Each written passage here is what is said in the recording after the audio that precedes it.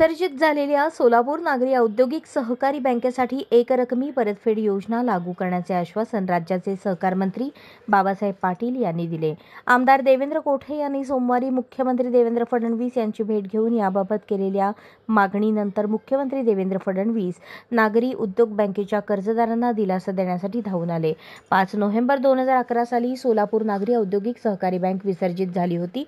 या तारखेपूर्वी ज्या कर्जदारांची कर्ज खाती थकीत झाली आहेत अशा कर्जदारांना विशेष एकरकमी कर्जफेड योजना लागू करण्याबाबत वारंवार मागणी करण्यात येत होती। ही बँक विसर्जनात असल्याने आणि बँकेचे बँकिंग लायसन्स रद्द झाल्याने केवळ महाराष्ट्र सहकारी संस्था अधिनियम 1960 व नियम 1961 मधील तरतुदी या संस्थेस लागू होतात।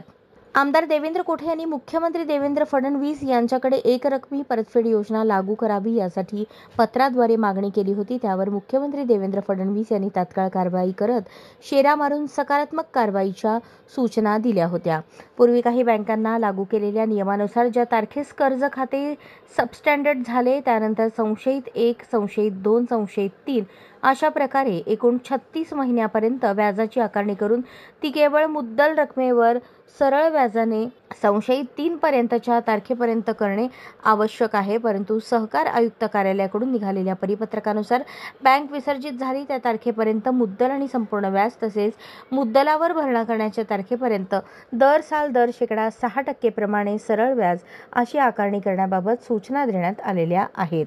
वास्तविक पाहता सदर बँक विसर्जित झाल्यानंतर त्या बँकेला लागू होणारे नियम शासनाकडे प्रस्ताव देऊन त्याप्रमाणे परवानगी घ्यावी, अन्यथा एकरकमी परतफेड योजनेचा फायदा दिल्याचे गृहीत धरता येणार नाही अशी मागणी कर्जदारांनी केली होती।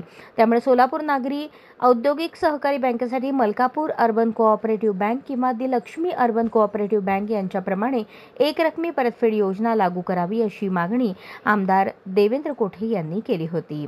या कामी माजी नगरसेविका कुमुद अंकारम यांनी समन्वय साधला। यावेळी चक्रपाणी गज्जम, सत्यनारायण गुर्रम, सदानंद गुंडेटी, मनोहर सिंगम, व्यंकटेश बुरा, नितीन चौगुले आदी उपस्थित होते।